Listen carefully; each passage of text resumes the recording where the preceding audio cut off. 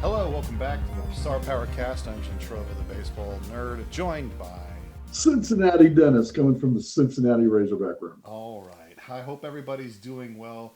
This episode is a first of the series of special episodes that we're going to do. It's called the Dirty Dozens. Now, everybody that does baseball media, social media, people online, people on TV, typically do top 100 baseball players of all time. So that's basically what the Dirty Dozens is going to be. We're going to do 12 players per episode until we get down to the best player of all time, who Cincinnati Dennis and I have sat down and ranked as the best. Now, we know this is going to be controversial. Well, we know that people online are going to get onto YouTube and get onto Facebook or get wherever and tell us how stupid we are and how much we don't know about baseball. We know this. Um, Oh yeah, this is not to end. This is not the be all end all. We don't know everything. What we want is to tell you our opinion, and you can disagree all you want. we We're ac- happy to hear it. we actually disagree. So We still disagree, and yeah, we've got the list finalized. yeah. So we made the list. We had disagreements on where some players should be or who should not be or who should be on it, where they are ranked and whatnot. This was our best kind of amalgamation of both of our lists put together. So that's what we're doing. So Exactly. And I'll tell you, we didn't do 100. We're doing Dirty Dozens, 12 players per episode, 9 innings. yep. This is going to be the first inning So of it, and we're going to start with the 108. yeah. So we're gonna have 108 total players. And on the screen right now, by the way, they're seeing card number 108 as we speak. All right. Well, let's just get to it, shall we? Let's just go for it. All Yeah. right. Our 108th greatest player of all time is Bill Foster, Negro League star of the 20s and 30s, primarily the 1930s, I believe. Right. Yeah. Yeah. So a great pitcher. Some of the Negro League stars that we put on this list, and we have put quite a bit of them on there because they deservedly should get a spot. But some of their stats are not as I don't know, not as numerous as some of the players that actually got to have their stats counted for their whole entire career. It's really nice that a lot of the websites are beginning to compile their stats and they're going through old newspaper clips. It's just that the information is not as complete as we would like it. Right. Foster is a guy that pitched from 1914 to 1935, and he is the brother of the founder of the Negro Leagues, Rube Foster. Yes, and Bill Foster, in my opinion, much better pitcher than his brother. His brother more of kind of like a mogul type of person. Without a doubt, Yeah. yes. And this guy, when I was making all star teams from the 1930s on, this guy dominated the all star teams. But he played 1914, 1935, so his big time was in the 1920s Yeah. at the beginning of the league. He was the premier guy. Yeah, led the league in ERA twice. This guy, according to Baseball Reference, averages a 7.6 WAR in a 162 game season. I've got him averaging 10.5. This says one. This says 7.6. Okay. Yeah. So I don't know how you got 10.5, but this says 7.6. Okay.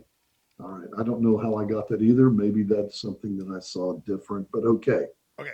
Well, that's our number 108. Should we go to 107? 107's on the board as we speak right now. All right. One of my favorite players because he's goofy and there's great stories about him of all time. This is none other than Rube Waddell, number 107. Another pitcher, lefty pitcher we put on there. This was a tough one for me to have Rube Waddell so low, actually. It was for me also. However, all of these players are top of the game. It's just hard to determine who is the best. And Rube Waddell happened to fall right here. And what a great pitcher, Led though. the league. ERA of 2.16. Led the league in strikeouts 6 seasons in a row. That's And now pretty this is in serious. the day and age where people don't strike out. And Rube Waddell had 2 seasons with over 300 strikeouts, nearly three. That's just phenomenal for me in that day and age. Like, but he did throw like over 300 plus innings, like 324, 383, 328. Well, when Koufax and Ryan broke the 300 mark also, they had over 300 innings pitched. Okay, yeah, that's true. So So Rube, they're old school like this. When Randy Johnson broke the 300, he did not. And we'll have him sometime later on. You I know, hope. I I hope he will does. say, like his peak years, 1900 to 1909, he did average 270 innings pitched a year, averaged about 24 complete games, averaged 214 strikeouts. Man, this guy was legit. 136 ERA plus. So yeah, Rube Waddell deserves Yeah, a spot on the list. So we this put him guy's at number really one. good. And his card, you guys can see his card up on there. All these cards I had, especially the old guys, I had black and white pictures and they're AI'd in to be color photos that look like I took it yesterday. They're Yep. beautiful cards. Gentry's holding the cards in his hands right Yeah, now I got him. and enjoying life. And you see him on the screen right there. You ready to go to number All right, 106? 106. I think this is going to be our first controversial pick. Oh, yeah. We put Juan Soto at number 106. Juan Soto finds himself in the greatest players of all time. Now, does he have the cumulative numbers at this point as some of the other players that are going to be on this list? He does not. However, is he going to get there? I think so. Well, we're not built, we didn't build this list on speculation. We built it on what's happening right now. And this guy's a World Series champion. This guy is legit. This guy is an on base and RBI machine. Yeah. This guy is scary when he comes up to the plate. This guy does the dance when he takes a pitch, His OPS plus all time is 161. And which this is and fantastic. he's been in the league since 2018, so this is his ninth season, I think, somewhere around there. I mean, come on, like you got an OPS plus of 161 with nine big league seasons under your belt. You're legit, man. Like Juan Soto is a legit player. He The guy has averages a home run every 15.7 at bats. That's pretty good. That's Babe Ruth style, That's man. pretty good. Yeah, that's a stout guy. And he walks a lot. You should see this 9 on this thing. Oh my good. Look at the 9 on that card. That thing's Well, humongous. Juan Soto is for current players. He's the OBP leader for current players right now. I'm telling you, he's scary. And man, 700 million a year, or $700 million contract. Was it $50 million He's a year? making. Yeah. Yeah. So that's All our right, number here we go. 106. We're ready to go to All 105. right, number 105, one of my all-time favorite second basemen, using him as a kid, Charlie Gehringer. I think this is probably going to be a little bit low on some of this is low on our list. I think some people think that he probably deserves to be higher.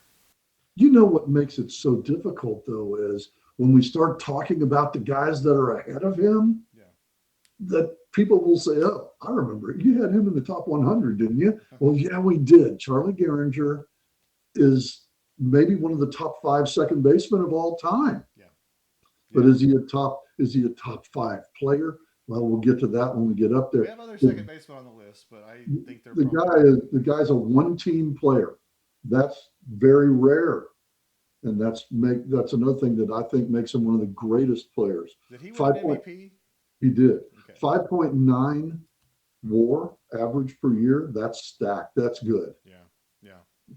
Yeah, OPS, Batting title. He OPS won an MVP the year he won his batting title.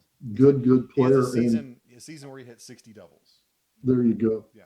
And the card reflects it, and it's a really cool looking card. Yeah. Anyway, that's number 105. We ready to go to 104? We are All right. none I, other I think than. I think we're going to get some flack on this You one. think this guy should be higher? You think? Do I think he should? Well, initially I did until I'm looking at the rest of the players, and I think we have him right where he needs to be. Yep. I think that Wee he's Willie right Keeler, where he guys. needs to be. What number is this? 103? This is 104, 104. Wee Willie Keeler is number 104. and this guy is a 340 lifetime batting average, but his OPS is 802, a 127 OPS plus in the 1890s and the early 1900s. He's a hit machine. He doesn't draw a lot of walks, so and he doesn't hit for power, so He never strikes out, he bud. never strikes out. He never strikes out. And on his card, especially if you're playing the pro level now in the new game, this guy's got a 7 to be envied, guys. This is the 2 base advanced single that is, oh, wow, over the top. Like Major 35 part, points. major part of the 1890s Baltimore Orioles. Yes. Willie Keeler. Very good player, and the picture on it's just amazing. It shows him hitting them where they ain't, man. And one of the first good Yankees. Yes. Yes. And at the time, Highlanders. he was Highlanders. the Highlander, but I call him the Yankees on the card. Great player. One of the fun players. Hit them where they ain't. Yep. That's the Willie Keeler thing. Ready to go to 103? All right, 103, and here we go. We're gonna 103 make some is people mad with this one, I we're bet. going to make some people upset with this one. Yes. We put Roberto Alomar ahead of Charlie Gehringer. Just by a couple spots, guys. Just by a couple spots. Here's the question: is Roberto Alomar better than Charlie Gehringer? And I say yes. I say yes too. I think he edges him out, man. Now, Alomar does have, and like we're not really judging moral character on these guys at all, because he did spit at an umpire. I mean, that's the you can't spit at people, guys, kids or grown adults out there. Don't spit at people, even if you don't like them. That's not conducive to the environment. Okay. That sentence doesn't even make any sense. Conducive to the environment. Okay, it's just not humane. Don't do that. But the guy played for World Series champions. He was on the Baltimore team. The guy is he's a great player, and he's a Hall of Famer. 10 consecutive or so All-Star games, Yeah. multiple Gold Gloves. Like he is literally one of the best second basemen of all time. Switch hitter, never won an MVP. He was in the talks for a bit. He just kind of went through his career and did his thing, you know. And solid with a lifetime batting average of 300. Yeah, I mean he started when he was really really young too. So 20 years old to start out. So he fizzled out by his early to mid 30s. But still, I think he slightly edges out Charlie Gehringer. I agree. Yeah. I agree on this one. All right, we're ready to go to 102. Yep, 102. 102. I think this guy should have been higher. I don't know who he would have replaced, but our 102 is Brooks Robinson. Little Rock, Arkansas native, also played up in the Missouri area too. I think the star power guys, us, are getting a reputation that we don't value defense as much as we do offense. And every time I put out these YouTube lists, I mean, I haven't done one in years, but I get comments on mine that I've done like my top 10 players of all time type of thing. And so my biggest criticism is that I don't value defense as much as I should. I'll tell you, man, Brooks, that's the human vacuum cleaner. Now, greatest fielding third baseman of all time. Ever. Okay.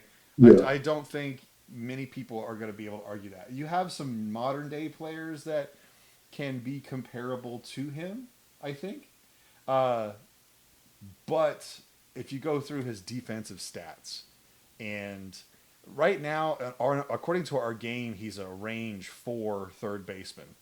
But I put him in a 55 because he's the gold standard. But that's not statistically accurate. He's the gold standard. Okay, well then you just messed up your card. Then you're not. I understand that, but hey, man, I made the card.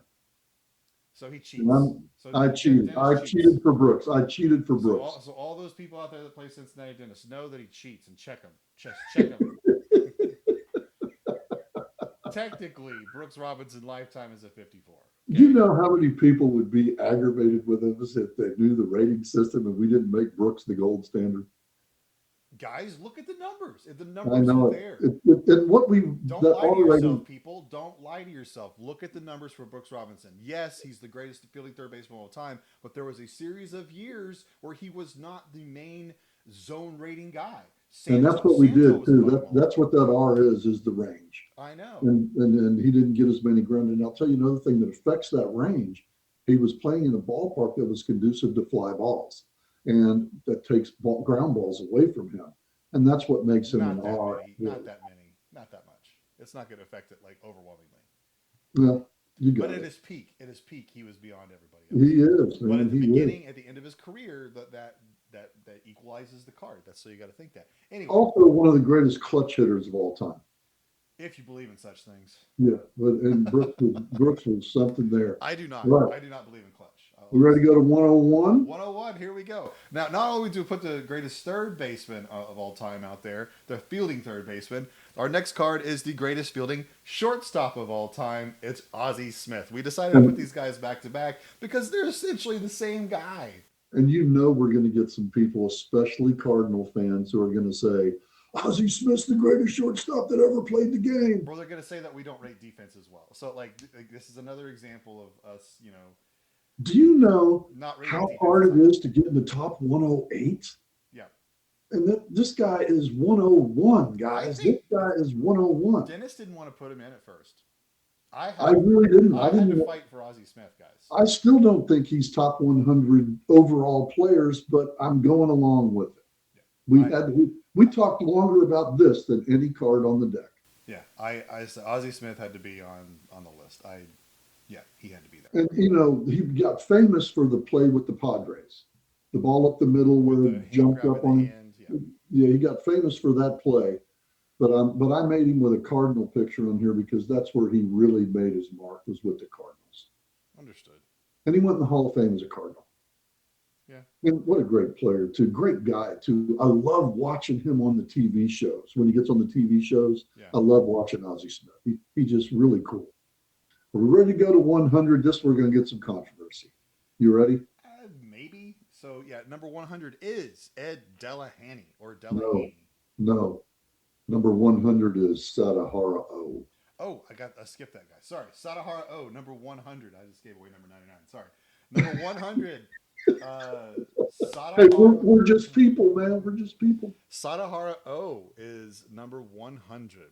This is our first guy that's not in baseball's Hall of Fame out of the top 108. I would say this is kind of our legacy pick, kind of like they do for the All-Star game nowadays. So, like, they put Bryce Harper in the All-Star game because it's, hey, it's in Philadelphia. He didn't make the team by coaches or fan vote, but hey, it's Philadelphia, put Bryce Harper in. I get it. I think this is our legacy pick for Sadahara O for this list because the dude hit over 800 home runs for Japan in the 50s, 60s, and 70s. And he's like their Ted Williams. He played in 4 decades. Yeah, he's baseball legend for Japan. He's the gold standard for Japanese baseball, right? And back in the day, 50, actually longer than that. Yeah, and his card's amazing. It's a 19-point card because he's a 33 first baseman, but holy cow. What a card, man. That's a good card. For 19, I'm grabbing all over that. Are we ready to go to number 99? Number 99. By the way, we are now in the top 100. Okay. So number 99 is Ed Delahanty or Delahanty, however you want to say it. I say Delahanty. Yes. That's how I say it, tragic end to a career, unfortunately.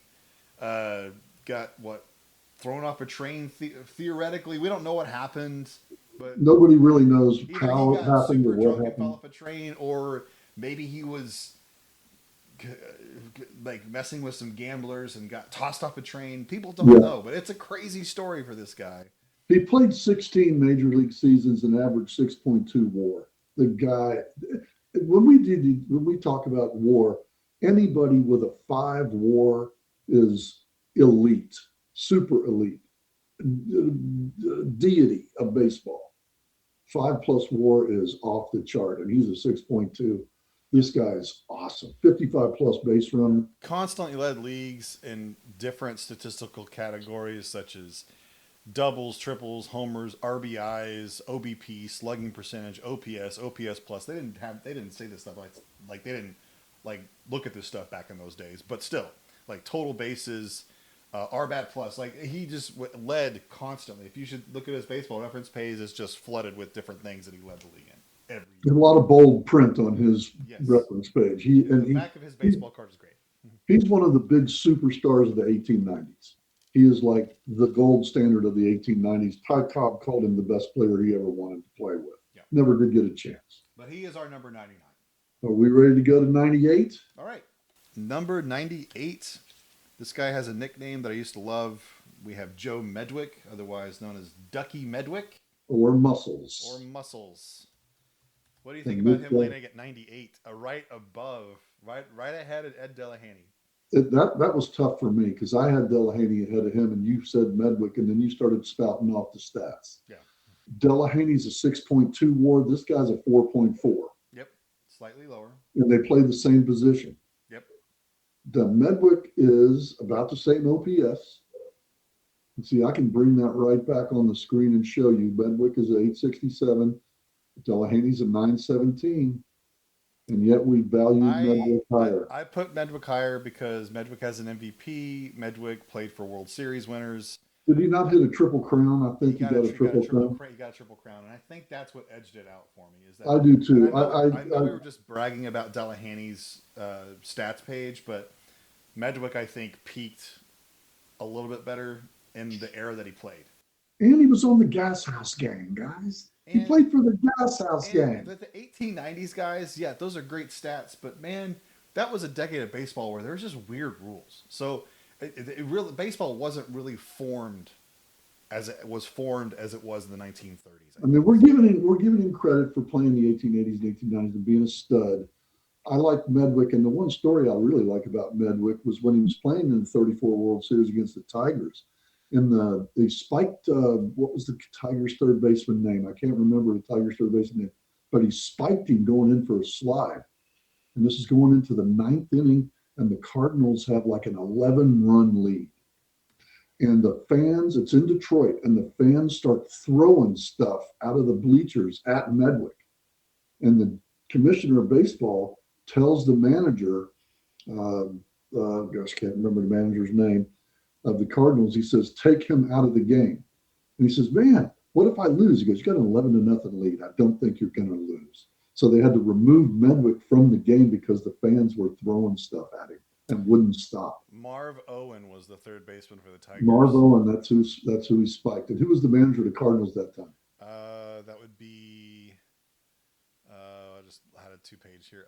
It was Frankie Frisch.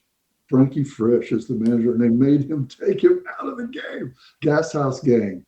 And Medwick, man, I tell you this, all the time I've been playing all-star baseball the last 60 years, Medwick card's one of my favorite cards to use. Yep. I just love using it because you're going to hit a double with him at least once every other game. Yep, good card. He's fun.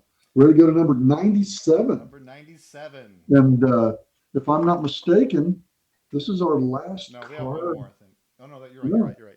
97 is our last card. And last one of this episode is Carl Yastrzemski. Yaz. The Yaz. Sitting in 97. I think people might have some issues with this one. I think they probably want to put us higher. But I don't know. I mean, I think he kind of falls in a good place here. He won a triple crown. He did in the 1960s too, and he's really really stout. He just gets in because of longevity, right? So he played forever. Yeah, but he also played well forever. I mean, the last, I don't know, 10 years of his career, he was good. He wasn't Yastrzemski good in the 60s. Yeah. He was like, I mean, you look at Pujols and Yastrzemski, right? So, like, 10 years of Pujols, first 10 years compared to the second 10 years. Same with Yaz. Yeah, I mean, they're comparable, right? But that last half of the 1967 season for Yaz is legendary. You will hear about that in baseball lore of how great that he was. And every time he came up, he could take you yard. And he basically carried the Red Sox into their World Series, the first one in 21 years for them, and then took them to a Game 7. Do you know that he made the last out in Game 7 of the 1967 World Series? And do you also know that he made the last out of the 1975 Game 7 of the World Series? Wow. Hey, that's a big, think about that. How would you like to be the guy that made the last out in 2 Game 7s? That's crazy. What an honor. But I'd say, too, Yaz's 1967 and 68 seasons, probably two of the best back-to-back seasons by any player ever. A 12.5 WAR in 67. Unreal. A 10.5 in 68. Anytime you're over 5, you're in baseball deity, and this is doubling that. This guy made 23 WAR in 2 seasons back-to-back. That's unbelievable. Yeah. And we love Yaz. We love Yaz. And hey, I'll tell you what, man, this has been a lot of fun. I can't wait until we get into the bread and butter of the next batch, man. I'm excited about it. But hey, all right, buddy. The spin is in. Yeah. Thanks for listening. The dice are nice and spinning it is in, and we'll catch you next time on Star Power Cast.